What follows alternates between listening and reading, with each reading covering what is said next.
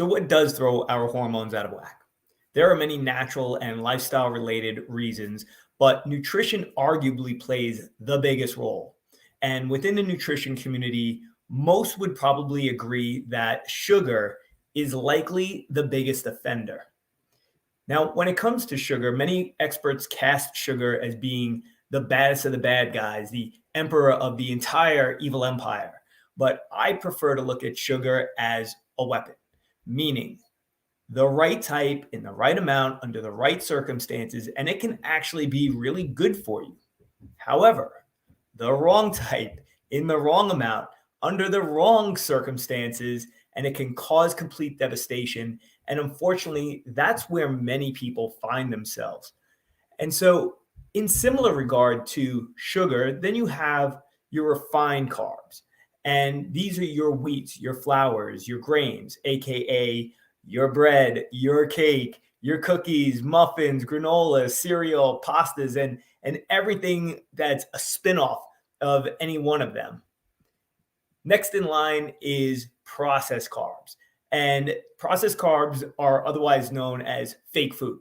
And it doesn't even have to be just processed carbohydrates. I mean, you have foods that could be more protein based, like even protein bars could be considered a fake food.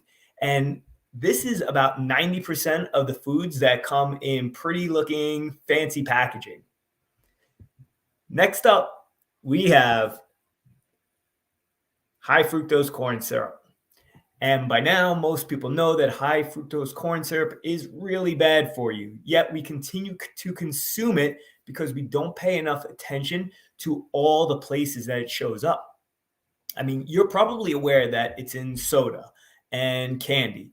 But what about sweetened yogurt, salad dressings, breads, canned fruit, juices, granola bars, cereal, condiments, coffee creamers, energy drinks, ice cream? I mean, and that's just to name a few.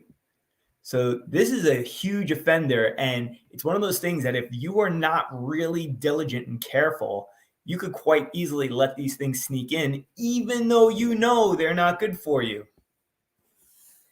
Next up, we have trans fats and vegetable oils, and these have found their way into more foods than you're even aware of.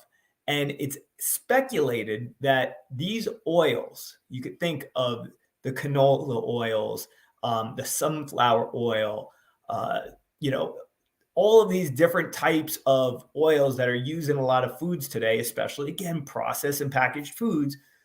This may be the major cause of so many of our diseases. And this may be at the root of the obesity epidemic.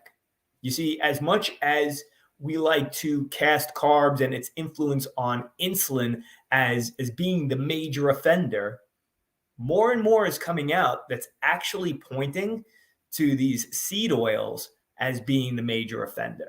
So something to keep your eye out on.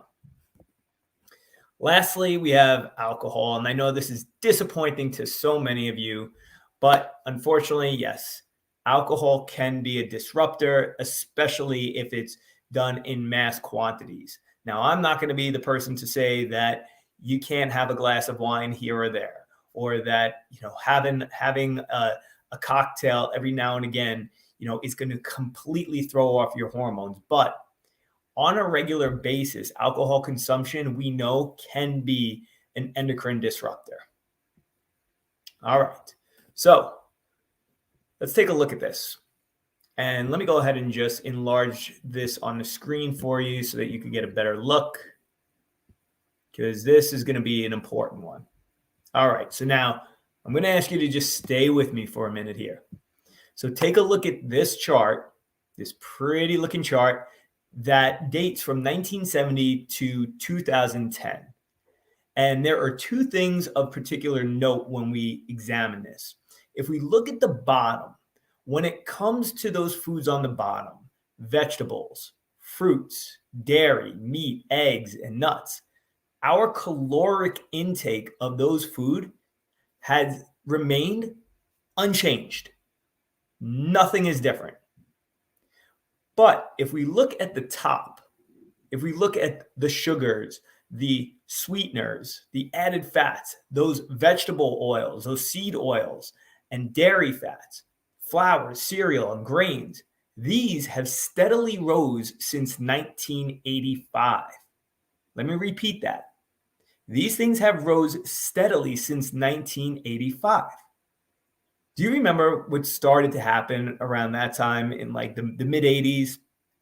It was the low fat craze, where foods were stripped of fat and replaced with sugar and sweeteners. Cereals and grains, which were low in fat, became a preferred food option, and people ate them indiscriminately. In fact, you had the American Heart Association, labeling these things as being heart healthy, and they're really not. In fact, they may be one of the major causes of heart disease in this country. And trans fats, these were being used in just about every processed food. I mean, I can actually remember, maybe some of you can as well, back to that time, and my mom replacing all the quote unquote bad snacks in the house with healthy, low fat Snackwell cookies, right? That was a big one in the mid 80s, those Snackwells, because everybody thought, this is great. This is really tasty diet food. And in fact, it was absolutely destroying us. Back then, companies, they were not required to report the amount of trans fats being used in their foods. It wasn't until 2000 that this actually became a requirement, which is when you see a spike on the chart, when you see this spike in trans fat consumption. But the thing is, we had already been consuming it in mass quantities for a decade and a half before that. So the damage was already done. So when you look back on all of this, you see, we've been setting ourselves up for the current situation that we're in for decades. So that said, what foods are you eating that might be disrupting your hormones? Tough question, right? If you were to track the foods that you eat over, say, a 7-day period, I would venture to guess that you'd find a surprisingly high percentage of these foods in your diet. And I hear people say all the time, I eat healthy.